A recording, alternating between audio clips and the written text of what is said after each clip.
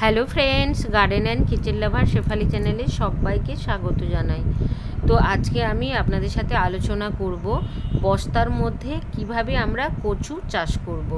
তো দেখুন, একইভাবে মাটি আমি রেডি করে নিচ্ছি, যেভাবে আদার জন্য মাটি রেডি করেছিলাম সেই রকম পুরনো গোবর সার, মাটি, অল্প বালি, ধানের খোসা, এই সমস্ত দিয়ে ভালো করে মিশিয়ে নিয়ে আমি বস্তার মধ্যে ভরে রেখেছিলাম 10 থেকে 12 দিন। বৃষ্টি হয়ে গেছে, তার আগেও আমি বস্তাগুলো ভালো করে জল দিয়ে ভিজিয়ে নিয়েছিলাম। তার ফলে মাটিটার সমস্ত খাবারগুলো মাটির সঙ্গে ভালোভাবে মিশে গেছে। তো আজকে দেখুন, কচুগুলো আমি ফাঙ্গিসাইড জলে কিছুক্ষণ ভিজিয়ে রেখেছিলাম। তারপর এই বস্তাগুলোর মাটি একটু খুরপি দিয়ে আলগা করে নিয়েছি। এরপর আমি কচুগুলো এক এক করে বসিয়ে দেব। তো যেখান থেকে আমি কচুর এই চারাগুলো বা কচুগুলো কিনেছিলাম, ওখানে বলেছিল একটা বস্তাতে একটি কচু লাগাতে, প্রচুর পরিমাণে কচু কিন্তু হবে।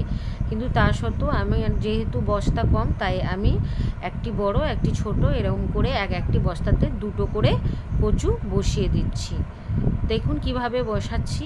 মাটিটা আমার একদম আলগা আর ভিজে খুব সুন্দর হয়ে গেছে। তো মাটিটাকে খুঁড়ে কিছুটা করে কচুটা বসিয়ে দিচ্ছি, মুখটা অল্প ওপরে থাকছে। এইভাবে সমস্ত বস্তাতে কিন্তু দেখুন মাটিটাকে আলগা করে নিয়ে কচুটা বসিয়ে দিয়ে আলগা করে মাটি আমি চেপে দিচ্ছি, মুখটা একটু ওপরের দিকে রয়েছে।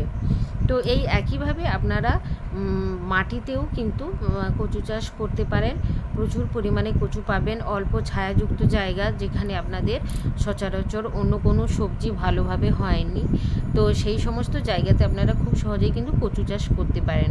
তো দেখুন, এখানে আমার বেশ কয়েকটা ফলের গাছ রয়েছে, ফুল গাছ রয়েছে, যে সাইডটাতে খুব একটা ভালো রোদ লাগে না, সেখানে আমি এই বস্তাগুলো রেখেছি। তো এখানে এই বস্তার মধ্যে আমি কচু চাষ করব। তো মাটিটা খুব ভালো পরিমাণে, এখানে গোবর সার আছে, কিছুটা চিকেন ম্যানিওর আছে, সমস্ত দিয়ে মাটিটা আমি সুন্দর করে রেডি করেছিলাম। তাই কোনো খাবার আমি এই মুহূর্তে আর দেব না। গাছটা যখন বড় হয়ে যাবে, বেশ 1 থেকে 1.5 মাস পর আমি এখানে আবারও অল্প গোবর সার ওপরে চাপান সার হিসাবে দিয়ে দেবো, বা ভার্মি কম্পোস্টও দিতে পারেন আপনারা চাইলে। আর কিছুটা পরিমাণে মাটি দিয়ে দিতে হবে। তো যেহেতু মাটিটা ভেজা, তাই আমি এখানে আর জল দিলাম না। যদি আপনাদের শুকনো মাটি হয় তাহলে জল দিয়ে দেবেন। এরপর দেখুন, আমি এখানে শুকনো পাতা দিয়ে মালচিং করে দিচ্ছি। তার ফলে মাটির ময়েস্ট ভাবটাও বজায় থাকবে। আর এই বৃষ্টিতে যখন পাতাগুলো পচে যাবে, তখন এগুলো খুব সুন্দরভাবে পাতা পচা সারে পরিণত হবে, এবং এই কচু গাছগুলো তো নিজেদের খাওয়ার খুব সহজেই পেয়ে যাবে। তো দেখুন, আমার এখানে কলা গাছ, G9 কলা গাছের পাতাগুলো, শুকনো পাতাগুলো ছিল, সেইগুলো আমি সুন্দর করে এইগুলোর ওপরে চাপিয়ে দিচ্ছি। তো এতে প্রচুর পরিমাণে পটাশিয়ামও পেয়ে যাবে।